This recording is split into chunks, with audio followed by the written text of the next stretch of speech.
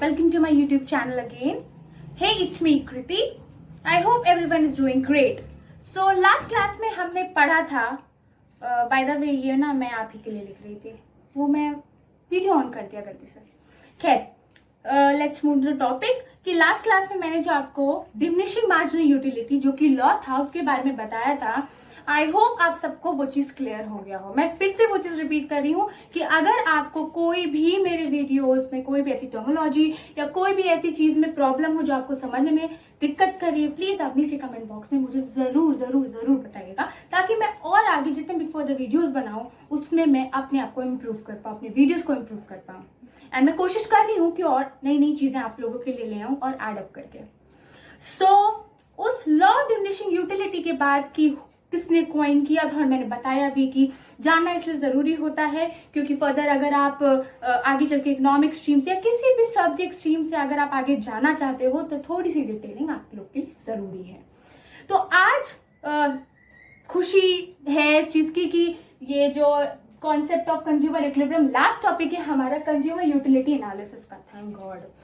तो आज इस टॉपिक में मुझे पता है आप लोग ये सोचोगे कि पागल है क्या कि कंज्यूमर इक्विलिब्रियम तो इसने ऑलरेडी बता दिया है, बट एक्चुअली मैं कंज्यूमर इक्विलिब्रियम में आपको रिवाइज कराने जा रही हूँ और उसके बाद बताऊंगी कि यहाँ पे क्यों लिखा है कॉन्सेप्ट। आपने ध्यान दिया कॉन्सेप्ट लिखा है, मैंने कॉन्सेप्ट नहीं लिखा है। मुझे पता है कि मैंने आपको कंज्यूमर इक्विलिब्रियम के बारे में ऑलरेडी क्लियर कर दिया है कि वो क्या होता है, लेकिन वही क्लियर किया है कि वो क्या होता है। लेकिन आज मैं आपको क्लियर करूंगी कि कंज्यूमर इक्विलिब्रियम के क्या क्या कॉन्सेप्ट्स होते हैं। आपको इसलिए जानना जरूरी है, कभी कभार एग्जाम से पूछ लेता है कि कौन कौन से कॉन्सेप्ट होते हैं कंज्यूमर इक्विलिब्रियम के, इसीलिए आज मैं आपके लिए कॉन्सेप्ट लाई हूं और लास्ट टॉपिक है ये यूटिलिटी एनालिसिस का। So let's proceed. आज हम पढ़ेंगे concepts of consumer equilibrium. And ये जो ई के में गोला बना ना, सर्कल बना ना, ये मैंने शॉर्ट टाइम के लिए लिखा है ताकि आप लोग को ज्यादा टाइम ना हो, क्योंकि यार देखो टाइम को थोड़ा बचाओ ज्यादा बेटर है, बिकॉज टाइम ऑलरेडी बहुत कम है सबके पास। तो ये जो इक्विलिब्रियम है इकोनॉमिक्स में ई और सर्कल जहां पे आ रहा है वो इक्विलिब्रियम की बात कर रहा है, इसलिए मैंने यहाँ पे स्पेसिफिकली लिखा। वैसे तो मैं पूरा फुल लिखती हूँ बट आज मैंने ये लिखा ताकि आप लोग को मैं ये भी क्लियर कर दूं। अभी इसके पहले मैं वही पुराना काम करूंगी कि कॉन्सेप्ट्स को प्रोसीड करने से पहले मैं आपको क्लियर करना चाहती हूँ कि कंज्यूमर इक्विलिब्रियम क्या होता है, क्योंकि आप जब ये रिवीजन कर लोगे कि कंज्यूमर इक्विलिब्रियम क्या होता है तभी हम उसके कॉन्सेप्ट्स को समझ पाएंगे। सॉरी। और सबसे इंपॉर्टेंट चीज कि ये रिवाइज कराने का एक और मोटो है मेरा कि इसमें ही आपको देखना कि कॉन्सेप्ट्स इसके मिल जाएंगे, वो मैं आपको बताती हूँ कैसा। पहले रिवाइज करते हैं कंज्यूमर इक्विलिब्रियम क्या होता है। कंज्यूमर एज यूजुअल कस्टमर होता है हमारा। इक्विलिब्रियम क्या होता है? इक्वल स्टेट, किस रिस्पेक्ट में? लेवल ऑफ सेटिस्फैक्शन के और लेवल ऑफ इनकम के। अब मैंने ये चीज बताई थी कि स्टेट, इक्वल स्टेट का मतलब यहाँ होता है कि कंज्यूमर को उसका एक सेटिस्फैक्शन बहुत जरूरी है और सेकेंड थिंग उसके लेवल ऑफ इनकम। अब मैंने ये भी क्लियर किया था कि लेवल ऑफ इनकम क्यों जरूरी है, क्योंकि भाई जब जेब में पैसा नहीं है तो क्या तुम में से फ्री का दे देगा क्या तुमको दुकानदार? हो ही नहीं सकता ना। पसंद तो मुझे BMW भी है, लेकिन अगर मेरे पास पैसा ही नहीं है BMW खरीदने का तो ऑब्वियस सी बात है ना, मेरा सेटिस्फैक्शन और लेवल वहां पे, लेवल ऑफ इनकम वहां पे मैच ही नहीं किया तो कंज्यूमर इक्विलिब्रियम नहीं हुआ, सिर्फ वो कंज्यूमर ही रह गया जो कि मैं हूं। तो ये बताने का, रिवाइज कराने का तरीका, मतलब मेरा एक मोटो यही था कि आपको एक बार दिमाग में फिर से बैठ जाए। और कुछ कंपोनेंट्स हैं जो अभी मैं आगे पढ़ाऊंगी, आप कहोगे कि वो चीजें तो ये पढ़ा चुकी है, इसीलिए मैं यहाँ पे ही आपको कोशिश कर रही हूँ कि यू शुड फाइंड आउट कि एक्चुअली जो कंपोनेंट्स आगे मैं पढ़ाऊं वो इसी में है। ओके। तो लेवल ऑफ सेटिस्फैक्शन जो कि बहुत नॉर्मल सी बात है, जो कि हमारा मार्जिनल यूटिलिटी होता है। मार्जिनल यूटिलिटी आई गेस आप लोग को पता, आपको समझ में आ गया होगा मार्जिनल यूटिलिटी क्या होता है। मैंने 3 एग्जांपल बड़े अच्छे अच्छे दिए थे, क्रेविंग फॉर न्यू फोन्स के बारे में दिया था। पिज्जा वाला तो भाई सबको आ गया होगा, क्योंकि पिज्जा वाला तो, पिज्जा कौन नहीं खाता यार? पिज्जा आपको क्यों नहीं फील दिला सकता कि मार्जिनल यूटिलिटी आपकी क्यों कम होती है, क्यों उसको डिमिनिश बोला जाता है, क्यों उसको लॉ बोला जाता है? कम ऑन यार। और फिर आया लेवल ऑफ इनकम लोगों की। अब जब पैसा नहीं है तो पिज्जा कहां से खरीद लोगे? सिंपल सी बात है। तो लेवल ऑफ सेटिस्फैक्शन जो MU बताता है और लेवल ऑफ इनकम जो कि आपका इनकम बताता है, लेकिन इनकम आपकी रिलेटेड होती है किससे पता है? प्राइस से, इसलिए मैंने प्राइस को यहाँ पे लिखा है। देखो होता क्या है कि जब हम मार्केट जाते हैं, हम जब जेब में देखते हैं कि हमारे पैसा है और वो चीज हमें पसंद है तो हम डेफिनेटली प्राइस पूछते हैं।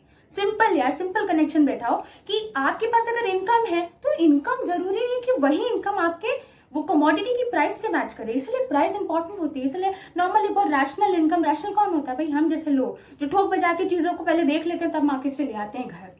तो यही बताने का तरीका है कि रैशनल इनकम जो होता है, सॉरी रैशनल कंज्यूमर जो होता है वो ठोक बचा के चीजें देखता है और उसके बाद पूछता है कि क्या हम इसको ले सकते हैं, ये कितने का है, क्या वो हमारे लेवल ऑफ सेटिस्फैक्शन से मैच करेगा कि नहीं करेगा। तो ये रिवाइज कराने का मेरा तरीका बस यही था कि आपको एक बार ये पता चल जाए, उसके बाद हम कॉन्सेप्ट में प्रोसीड करते हैं। तो आई होप आपको ये क्लियर हो गया होगा कि इन इक्वल स्टेट दो चीजें, level of satisfaction of power और गिवन लेवल ऑफ इनकम, और एमयू ऐसे प्रेजेंट होता है। ये मैंने ग्राफ भी यहाँ पे बना दिया है, और ये आपका प्राइस एंड आपका इनकम। अब ये दोनों ग्राफ बनाने का और ये तीनों चीजें लिखने का, दैट इज यहां लिख दे रही हूं आपके लिए, एमयू क्या है और प्राइस और इनकम। यही तीन चीज तो कॉन्सेप्ट है यार, इसलिए तो मैंने आपको बताया। यही तीन चीज कॉन्सेप्ट में, बस थोड़े से नाम अलग हो गए हैं, वो मैं अभी आपको लिखूंगी, आपको क्लियर हो जाएगा और समझाऊंगी। यही तीन कॉन्सेप्ट है कंज्यूमर इक्विलिब्रियम के, जिससे हम कंज्यूमर इक्विलिब्रियम को फाइंड आउट कर सकते हैं। ओके तो लास्ट वाले में अभी जो बोला मैंने कॉन्सेप्ट्स ना, तो अब हम कॉन्सेप्ट पढ़ेंगे और क्या। चलो अब कॉन्सेप्ट पढ़ते हैं। आपको ये तीनों कॉन्सेप्ट इसलिए आना इंपॉर्टेंट है क्योंकि अभी जब हम ग्राफ बनाएंगे तो उसमें आपको पता होना चाहिए कि मार्जिनल यूटिलिटी क्या होती है। वो तो मैंने बताया ही है फॉर श्योर, लेकिन जब हम एक ग्राफ को उसी में हम अगर हमको प्राइस भी दिखाना है, उसी में हमको अगर कंज्यूमर की इनकम भी दिखाना है, उस लेवल ऑफ इनकम में जिसमें वो कमोडिटी को खरीदने के लिए तैयार है, और उसी में हमको दिखाना है मार्जिनल यूटिलिटी ऑफ मनी। ये नया कंसेप्ट है, इसलिए मैं आपको कॉन्सेप्ट अलग बता रही हूँ, क्योंकि हमने मार्जिनल यूटिलिटी तो पढ़ लिया, हमने प्राइस का तो यार प्राइस तो बहुत नॉर्मल है, प्राइस जब बात हो रही है तो प्राइस तो कमोडिटी की ही होगी कि प्राइस ऑफ द कमोडिटी। लेकिन एक नया कॉन्सेप्ट है मार्जिनल यूटिलिटी ऑफ मनी, ये सिर्फ नाम से नया है। मार्जिनल यूटिलिटी ऑफ मनी इसलिए हम यहाँ पे बोलते हैं कि आपके सेटिस्फैक्शन से और आपके लेवल ऑफ इनकम, देखो यहाँ दोनों चीजें मर्ज है, इसीलिए हम इसको मार्जिनल यूटिलिटी, जब इसको आप बाइफिकेट कर दोगे तो आपको समझ में आ जाएगा। मार्जिनल यूटिलिटी जो मैंने बताया, the level of satisfaction, the additional satisfaction जो कंज्यूमर गेन करता है रिस्पेक्टिव कमोडिटी से, और आपकी मनी क्या है भाई? Price is not money. मैं बता रही हूँ आपको कि प्राइस को देख के आप अपने मनी के लिए तैयार होते हो कि हाँ भाई ये कमोडिटी मेरे सेटिस्फैक्शन के लिए भी अच्छा है, सेकेंड थिंग कि मेरे लेवल ऑफ इनकम के अंदर भी आ रहा है, इसलिए इसको मार्जिनल यूटिलिटी ऑफ मनी बोलती है। तो मैं आपको वर्बली बता रही हूँ, अभी मैं और आपको क्लियर करती हूँ। कॉन्सेप्ट में पहला कॉन्सेप्ट है प्राइस। देखिए मैंने इसको सर्कल किया है, स्टार लगाया है। प्राइस, जब हम प्राइस ऑफ द कमोडिटी बोलते हैं तो हम इसको लिखते हैं PX। आप X को अभी ऐसा मत समझ लेना कोई ऐसा हुआ कि यहाँ पे X क्यों लिख दिया, यहाँ पे P क्यों नहीं लिखा। P denotes for the price definitely, but X मैंने इसलिए लिखा है क्योंकि जनरली हम कमोडिटी को XYZ से ही डिनोट करते हैं। नॉट इन ओनली कि हम इकोनॉमिक्स में बात करें, हम जनरल एग्जाम्पल में भी हम XYZ यूज करते हैं। ठीक है, आपकी कमोडिटी तो हमने एग्जाम्पल के लिए सपोज कहते हैं, सपोज X ले लिया और Y ले लिया और Z ले लिया, इसीलिए यहाँ पे मैंने PX लिया है। That mean price of the X commodity. यहाँ X की जगह आप कोई भी कॉम्बिनेशन ऑफ फूड ले सकते हैं, कोई कॉम्बिनेशन कह सकते हो, कोई सब्स्टिट्यूट गुड्स ले सकते हो, कुछ भी यार, कुछ भी मतलब। तो इसलिए मैंने यहाँ पे X लिया है, आप कंफ्यूज मत होना। सेकेंड है यहाँ पे marginal utility of the commodity. ये तो आपको मैंने कॉन्सेप्ट पढ़ा दिया, अगर ये नहीं कॉन्सेप्ट समझ में आ रहा है तो प्लीज आप मेरे प्रीवियस वीडियोस में जाके लास्ट का वीडियो जो है वो आप देख लीजिएगा, तो आपको समझ में फिर से आ जाएगा मार्जिनल यूटिलिटी क्या होती है। तो सेकंड कॉन्सेप्ट है कंज्यूमर इक्विलिब्रियम का marginal utility, that denotes from the MU. Simple, MU से डिनोट होता है। और इसका मैंने इसलिए दैट इज यहाँ पे लिख दिया है कि MUX marginal utility of the X goods, marginal utility of the Y goods. भाई गुड्स को दिखाना इसलिए अनिवार्य है या इंपॉर्टेंट है क्योंकि हम कंज्यूमर गुड्स की ही खरीदारी करने जा रहे हैं ना, एक तरह से देखा जाए तो एक तरह से तो हमको दिखाना ही पड़ेगा ना X Y Z या वट आपको जो भी एग्जाम्पल देना हो इसके साथ। मैंने X दिखाया, X Y दिखाया, X दिखाओ, Y दिखाओ, एक्सेट्रा दिखाओ, X Y Z वट। और फिर है मार्जिनल यूटिलिटी ऑफ मनी। इस कॉन्सेप्ट में बहुत लोग फंस जाते हैं, कहते हैं कि ये कॉन्सेप्ट जो है इन दोनों कॉन्सेप्ट से अलग है। जी नहीं, ये कॉन्सेप्ट आपका एकदम अलग नहीं है। आपकी प्राइस आपके इनकम से अगर मैच कर जाती है, कि सपोज एग्जांपल देती हूँ आपको, आप मार्केट में गए और कोई कमोडिटी आपको पसंद आई, आप शॉप में घुसे, शॉप में सबसे पहले जाके आपने उसका प्राइस पूछा, कमोडिटी आपको अच्छी लग गई, आपने अपना चॉइस बता दिया सेलर को, उसके बाद वो कमोडिटी आपको उसने उठा के दिया, उसके बाद आपने सीधे क्या पूछा, इसकी प्राइस कितनी है। ओके, प्राइस जो है वो सीधे आप क्यों पूछते हो, एज अ कस्टमर सोचो, ये बहुत लॉजिकल बात है, इसमें इसके लिए आपको कंज्यूमर इक्विलिब्रियम पढ़ने की जरूरत ही नहीं है। प्राइस आप इसलिए पूछते हो कि आपकी इनकम से, जो आपके जेब में पैसा है, उससे क्या वो प्राइस मैच कर रही है। क्या वो कमोडिटी अगर 50 रुपीज की है और आपके जेब में अगर 30 रुपीज है, तो क्या वो मैच कर रहा है, क्या वो लेवल ऑफ इनकम और क्या वो लेवल ऑफ प्राइस जो है कमोडिटी की, क्या वो मैच कर रही है। 30 और 50 का कोई मैच नहीं है। लेकिन अगर आपके जेब में 100 है और वो कमोडिटी 50 की, तो डेफिनेटली आपका लेवल ऑफ इनकम आपके प्राइस से मैच कर रहा है। सेटिस्फैक्शन तो भैया था ही था, कंज्यूमर इक्विलिब्रियम हो गया। तो marginal utility of money is not like कि एक एक्सट्रैक्ट टॉपिक है या एक ऐसा है, लेकिन पूछा अलग अलग वे में जाता है कि law of diminishing marginal utility क्या होता है, वो अलग चीज है।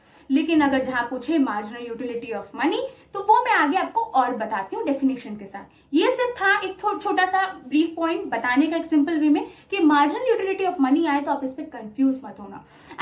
सबसे इंपॉर्टेंट चीज कि आपके बुक में इसको केसेस के पॉइंट ऑफ व्यू से दिया है, ये कॉन्सेप्ट्स के बाद दिया है कि अगर हम इसको 1 कमोडिटी केस में लगाते हैं तो क्या है और 2 कमोडिटी केस में लगाते हैं तो क्या है। इसलिए मैंने यहाँ पे केसेस भी लिख दिए ताकि कोई कंफ्यूज ना होए। 1 कमोडिटी केस मतलब एक कमोडिटी के केस के रिस्पेक्ट में, मतलब हम सिर्फ एक्स के रिस्पेक्ट में क्या क्या पढ़ेंगे, इसकी प्राइस मैच करे इसकी इनकम से और इसकी सेटिस्फैक्शन से, इसलिए मैंने शॉर्ट में लिख दिया।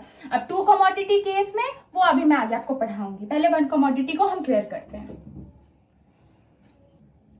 तो मैं अब आपको मार्जिनल यूटिलिटी ऑफ मनी जो है वो आपको फर्स्ट कमोडिटी मतलब 1 कमोडिटी केस के साथ ही बता देती हूँ, सो दैट आपको ग्राफ को उसके साथ इनकॉर्पोरेट करने में बहुत इजी होगा। अगर मैं अलग अलग बताऊंगी तो आपको लगेगा कि कॉन्सेप्ट अलग अलग इन्होंने बताया है, बट मैं ये चाहती हूँ कि आपको, क्योंकि ग्राफ में जब इनकॉर्पोरेट करना है तो आप साथ ही में पढ़ लो, इससे क्या बेटर है। जब सेकंड कमोडिटी पढ़ाऊंगी तो आपको मार्जिनल यूटिलिटी ऑफ मनी मुझे फिर से बताने की जरूरत नहीं होगी, फिर से आपको ग्राफ से बताना। पहले हम प्रोसीड करते हैं 1 कमोडिटी ऑफ केस में। 1 कमोडिटी का मतलब है सिर्फ यहाँ पे एक कमोडिटी की बात हो रही है। हम ले लेते हैं एग्जाम्पल एक्स का, एग्जाम्पल लिया है एक्स का, वाई भी ले सकते हो, जेड भी ले सकते हो, you can take any other commodity जो भी आपको पसंद हो, ठीक है, एग्जाम्पल के तौर पे। फर्स्टली आपको क्या पता करना चाहिए कि MUM that is marginal utility of money क्या होता है। वही चीज अगर कहा जाए, लेकिन कॉन्सेप्ट अलग अलग हैं। आप कभी भी ये नहीं कर सकते हो कि law of diminishing marginal utility को मार्जिनल यूटिलिटी ऑफ मनी के साथ बता दो, नहीं। आप सारे कॉन्सेप्ट्स के नाम अलग है तो डेफिनेटली सारे कॉन्सेप्ट्स के का डेफिनेशन अलग होगा, हर चीज समझने की बात अलग अलग होगी, तो इसीलिए आपको अलग अलग कॉन्सेप्ट को बाइफिकेट करना समझना जरूरी है यहाँ पे। तो पहले समझना पड़ेगा मार्जिनल यूटिलिटी ऑफ मनी क्या होती है, जो कि एमयूएम से हम डिनोट करते हैं। वर्थ ऑफ रूपी, जब हम वर्थ की बात करते हैं ना तो यहाँ पे होता है वैल्यू। जब हम कहते हैं ना यार मैं तुम्हारा बहुत वर्थ करता हूँ, तुम मेरे लिए बहुत ज्यादा वर्दी हो, इसका मतलब होता है वैल्यू। जब रुपीस की वैल्यू आपके सेटिस्फैक्शन से और आपकी लेवल ऑफ इनकम से मैच कर जाती है, price level of income and satisfaction, ये 3 ऐसे फैक्टर हैं, अगर ये तीनों मैचेबल हो जाते हैं तो कंज्यूमर इक्विलिब्रियम यूटिलिटी एनालिसिस में एग्जिस्ट हो जाता है। ये सबसे पहला ये कॉन्सेप्ट इकोनॉमिक्स मार्शल ने दिया था, मैंने लास्ट क्लास में आपको बताया था कि इस टर्म को कॉइन किया था वॉन वाइजर इकोनॉमिक्स में, जो भी ऑस्ट्रेलियन इकोनॉमिक्स उन्होंने अपनी ऑस्ट्रेलियन लैंग्वेज में लिखा था। उसके बाद मार्शल ने ये कॉन्सेप्ट को आगे लेके गए और उन्हीं के कॉन्सेप्ट, ये बोलते हैं कि उन्हीं का कॉन्सेप्ट पे ही पूरा डिपेंड है जो उन्होंने बताया फर्दर अपनी बुक्स पे। मैं बुक्स भी आपको बताऊंगी आगे कि उन्होंने कौन कौन सी बुक्स लिखी है और कौन कौन सी बुक में कौन कौन सा कॉन्सेप्ट है। आई टोल्ड यू कि Marshall was one of the very very best economics, जितनी थ्योरीज मैंने पढ़ी है, बट थोड़ा डिटेल जाना आपको जरूरी है। तो वर्थ ऑफ रूपी का यही मतलब है यहाँ पे कि value of money. I guess आपको इतना छोटा सा तो समझ में आएगा होगा वर्थ ऑफ रूपी।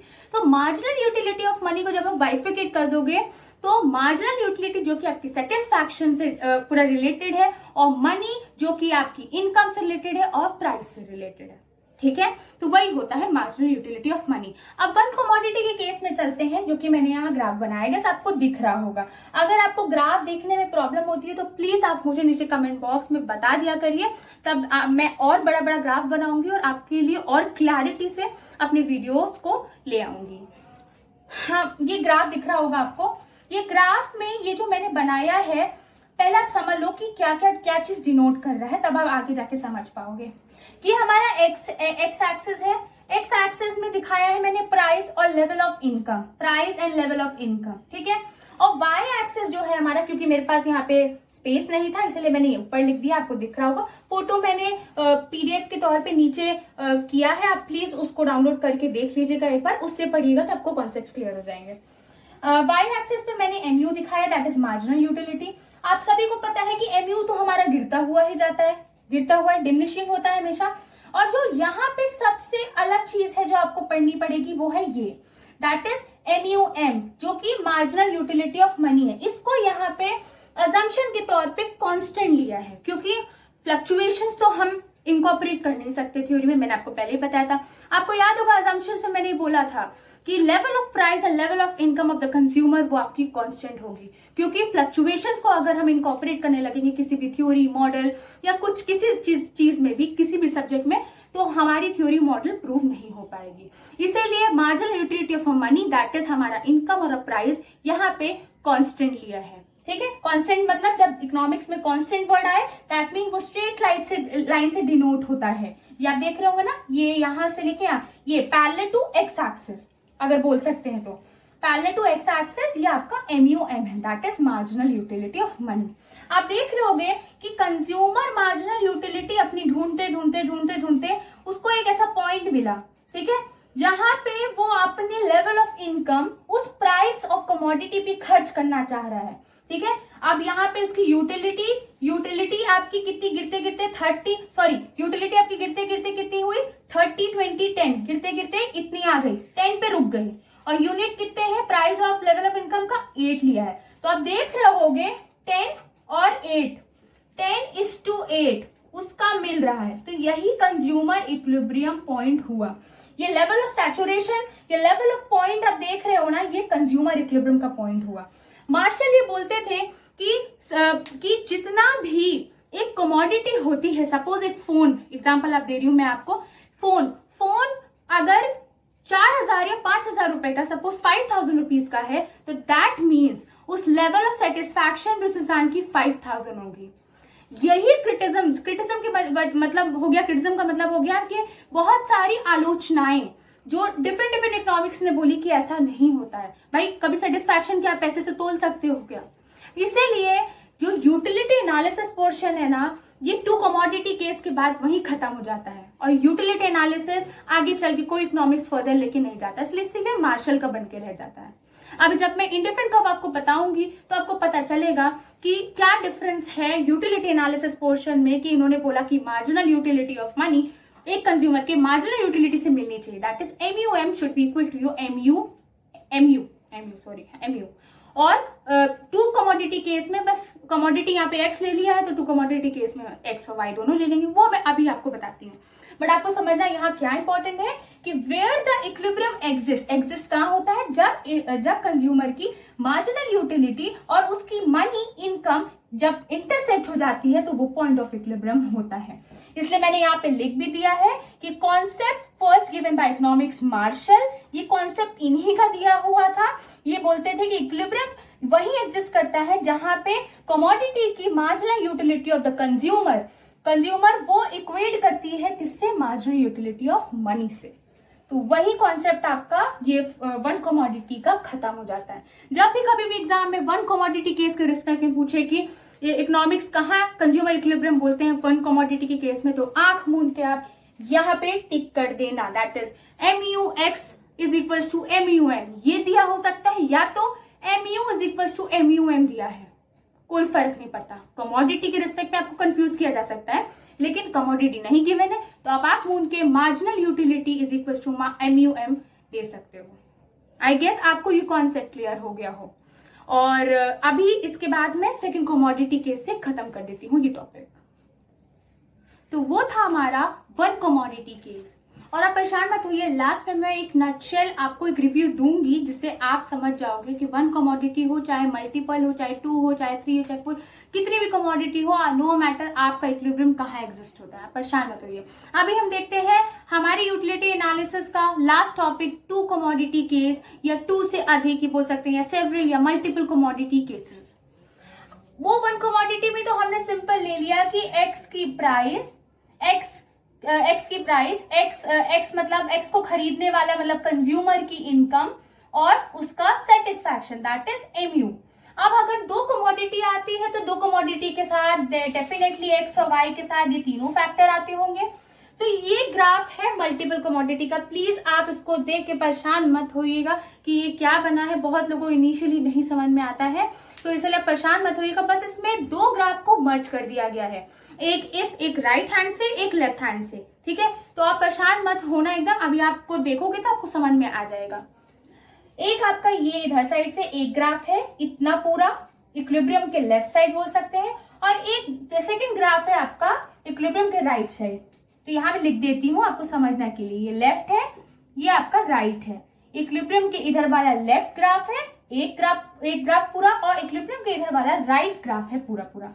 इन दोनों को जब मर्ज किया है तो पॉइंट ऑफ इक्विलिब्रियम मिला है। अब इसमें हमने एक्स और वाई दोनों कमोडिटी ली है, एक्स की ये यूटिलिटी ली है, वाई की ये यूटिलिटी ली है, और नीचे एक्स एक्सिस पे बात हम करें तो हमने इनका पॉइंट ऑफ कंजम्पशन लिया है, ठीक है। डेफिनेटली जब हम पैरेलल कोई चीज लेते हैं मैथमेटिक्स में, तो एक हम अगर सीधा लेते हैं 1 2 3 4 5 लेते हैं, तो उसके नीचे वाले पोर्शन में उसका ऑपोजिट लेते हैं।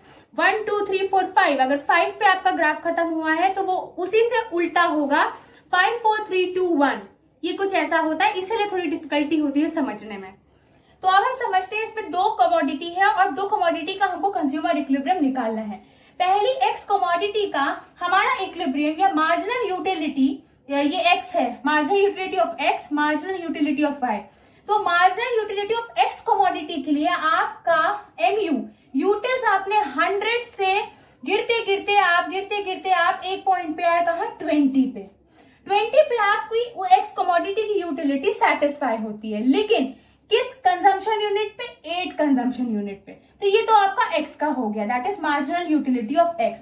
अब अगर हम वही चीज वाई का निकालें तो कोई एबीसी कोई कंज्यूमर होगा जिसने वाई कमोडिटी को भी कंज्यूम किया एक्स के साथ, और उसने देखा उसकी यूटिलिटी 100 से नहीं शुरू थी, क्योंकि कोई भी 2 कमोडिटी की जो यूटिलिटी होती है ना, वो सेम लेवल ऑफ सेटिस्फैक्शन से शुरू नहीं होती है। एग्जाम्पल जैसे कि कोल्ड ड्रिंक्स में आपको कुछ लोगों को ज्यादा पसंद होगा पेप्सी और कुछ लोगों को ज्यादा पसंद होगा कोका कोला।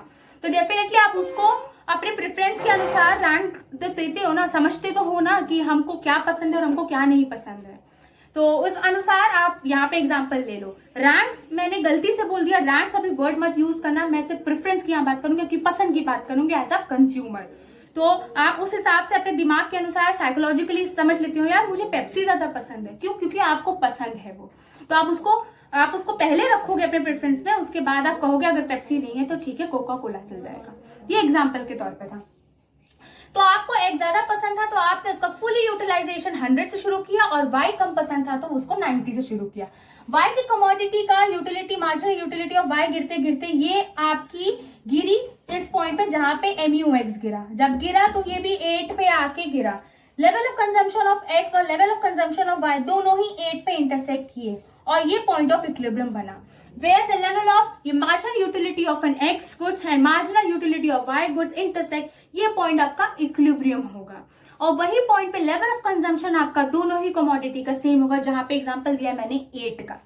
यही आपका इक्विलिब्रियम एग्जिस्ट होता है। यहाँ देखिए आप, मैंने एक्स के लिए कंजम्पशन ये यहाँ से लिया 1 2 3 4, जैसे नॉर्मल ग्राफ में लेते हैं। मैंने अभी बताया कि जब उसमें हम डबल चीज लेते हैं, कोई भी मैथमेटिकल पोर्शन में आप देखो, आप इसको देख लेना अगर आपको नहीं क्लियर हुआ हो, तो हम उसका उल्टा ले लिए। यहाँ से 1 शुरू किया है तो हमने वाई का कंजम्पशन दिखाने के लिए 1 2 3 ऐसे शुरू किया, एक ऐसे तो एक ऐसे, क्योंकि हम 2 ग्राफ को जब मर्ज कर रहे हैं तो हमें यहाँ का एक्स एक्सेस का भी पोर्शन को अलग कर देना है उससे दिखाने के लिए।